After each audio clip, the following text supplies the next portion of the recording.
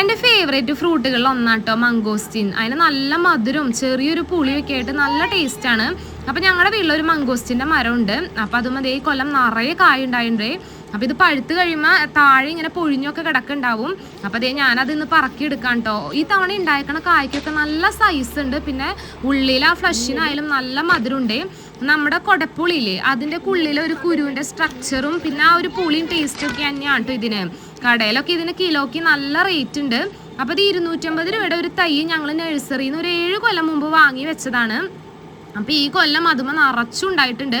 നമ്മുടെ വീട്ടിൽ നിന്ന് ഇങ്ങനെ ഫ്രഷ് ആയിട്ട് പറിച്ച് കഴിക്കുമ്പോൾ അതൊരു പ്രത്യേക ടേസ്റ്റ് തന്നെയല്ലേ. അപ്പോൾ നല്ല ടേസ്റ്റി ആയിട്ടുള്ള ഒരു ഫ്രൂട്ടാണ്. അപ്പോൾ വെക്കാത്തവരൊക്കെ എന്തായാലും ഇതൊന്ന് വെക്കണേ. എന്തെങ്കിലുമൊക്കെ ഫ്രൂട്ട്സ് നമ്മുടെ വീട്ടിലുണ്ടെങ്കിൽ തന്നെ നമുക്ക് പൊട്ടിച്ച് കഴിക്കാമല്ലോ. അപ്പോൾ ഉള്ളിൽ ഇതിനിങ്ങനെ ഇതളുകൾ പോലെ കുരുക്കളാണ് ഉണ്ടാവുക. ആ കുരു നമുക്ക് പറിച്ച് ഇങ്ങനെ കഴിക്കാം. ഫ്ലഷ് തിന്നിട്ട് അതിൻ്റെ ഉള്ളിൽ ആ കുരു കളയണേ. നല്ല സൈസ് ഉണ്ട് കുരു.